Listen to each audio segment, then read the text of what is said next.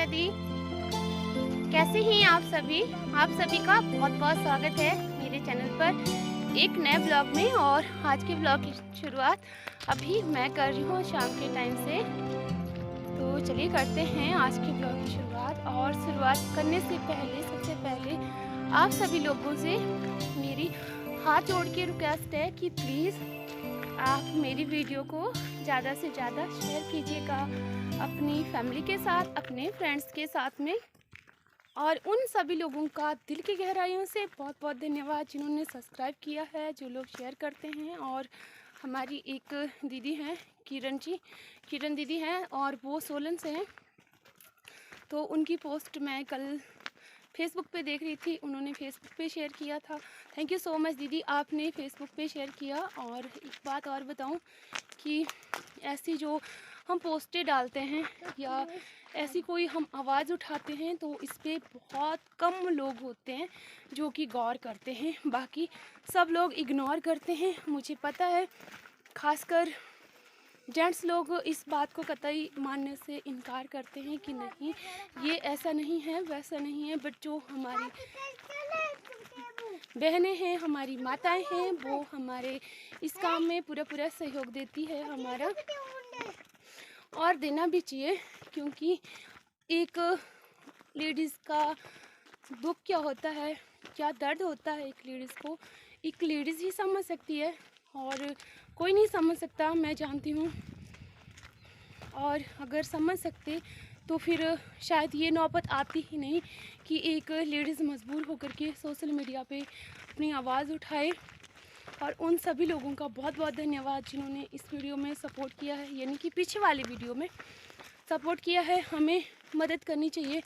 मैं नहीं कहती कि मैं बहुत बड़ी यूट्यूबर हूँ या मैं कोई नेता हूँ, अभिनेता हूँ, महान हूँ, ऐसा कुछ नहीं है। बट छोटे छोटे से ही बड़े बनते हैं, छोटा बड़ा कोई नहीं होता।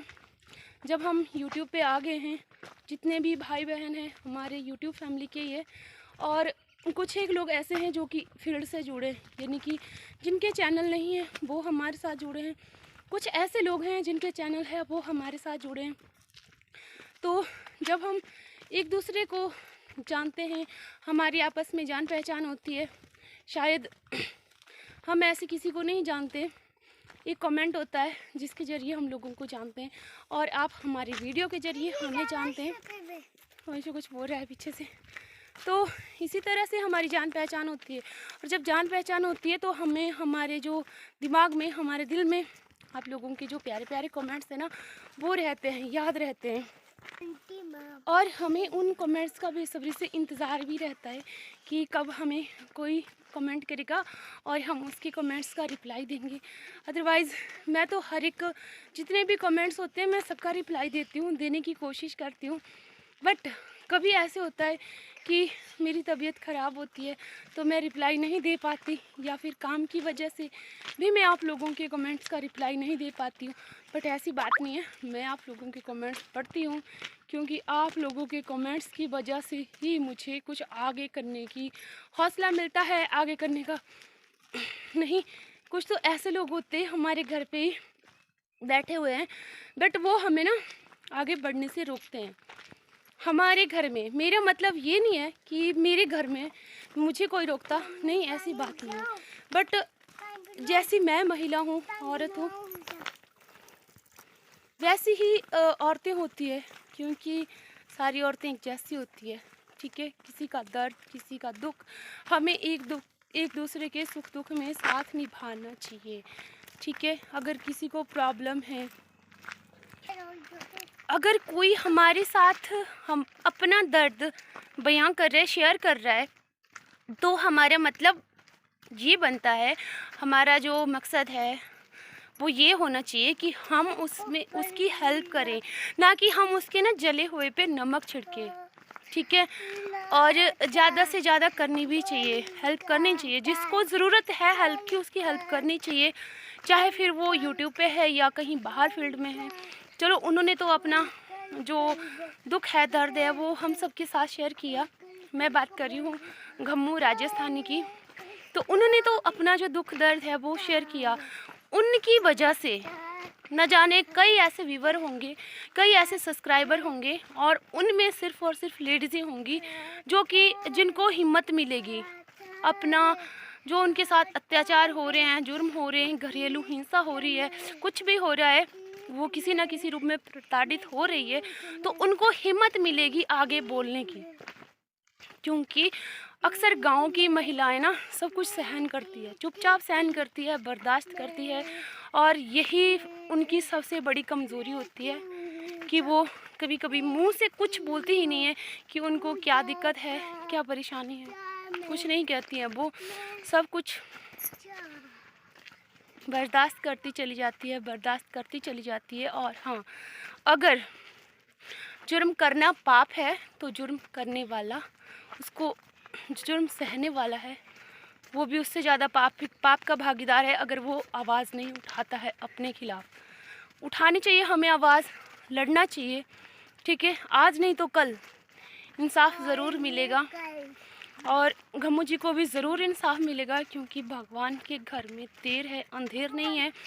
और अगर नारी दुर्गा है, देवी है, तो उसको काली बनने में भी सच में देर नहीं लगती है। और अगर जिस दिन वो काली बन गई तो फिर ये तो संभव है कि अनर्थ होगा ही होगा। तो सुधरना चाहिए ऐसे लोगों को। अरे अब तो सुधर जाओ, कब तक बिगड़ के रहोगे। कुछ एक लोग ऐसे होते हैं कि वो चाहे जो मर्जी हो, सुधरने वालों में से है ही नहीं, ना वो सुधरते हैं। चुप रह करके बहुत देख लिया, अब हमें अन्याय के खिलाफ आवाज़ उठानी ही पड़ेगी, नहीं तो हमारे साथ रोज़ रोज़ रोज़ ही अन्याय होता रहेगा। और न जाने ऐसी कितनी महिलाएं हैं जिनके साथ ऐसा होता है। मेरे पास 2-3 कमेंट्स आए थे कल की वीडियो में कि हमारे साथ भी ऐसा होता है, बट हम क्या करें, किसी को नहीं बोल सकते। सही बात है, हमारी जैसी जो गांव की औरतें हैं वो दब करके रह जाती है, नहीं बताना चाहती है अपनी लाइफ के बारे में, अपनी पर्सनल लाइफ के बारे में, अपने हस्बैंड के बारे में कि उनके साथ क्या होता है क्या नहीं होता है। बट नहीं, हमें एक दूसरे की हेल्प करनी ही पड़ेगी। जहाँ पे हमें लगता है कि गलत हो रहा है, खासकर वहाँ पे अगर आपको किसी को मेरी वीडियो के माध्यम से कोई ठेस पहुँची होगी तो मैं आपको हाथ जोड़ के बस यही कहना चाहती हूँ कि प्लीज़ मुझे माफ़ कर दीजिएगा। बट आगे से कहीं ऐसा ना हो, हमारी जो देश की महिलाएं हैं उनके साथ ऐसा ना हो, इसके लिए हमारे जो कानून है, गवर्नमेंट ने बहुत सारे कानून बनाए हैं, बट वो कानून सिर्फ किताबों में ही रह जाते हैं, किसी औरत तक वो नहीं पहुंच पाते हैं। आखिर क्यों क्यों? और वो तो चलिए मानते हैं कि वो गवर्नमेंट टीचर हैं, कुछ अपने बच्चों को पाल सकती है, थोड़ा बहुत कर सकती है, बट यहाँ पर कुछ एक ऐसी महिलाएं हैं कि वो बेचारी हाउस वाइफ है और घर के अंदर चार दीवारी के अंदर बंद है। फिर अगर उनके साथ ऐसी घरेलू हिंसा या मारपीट या कुछ भी होता है तो वो कहाँ जाएगी, किसके पास अपनी आवाज़ उठाएगी।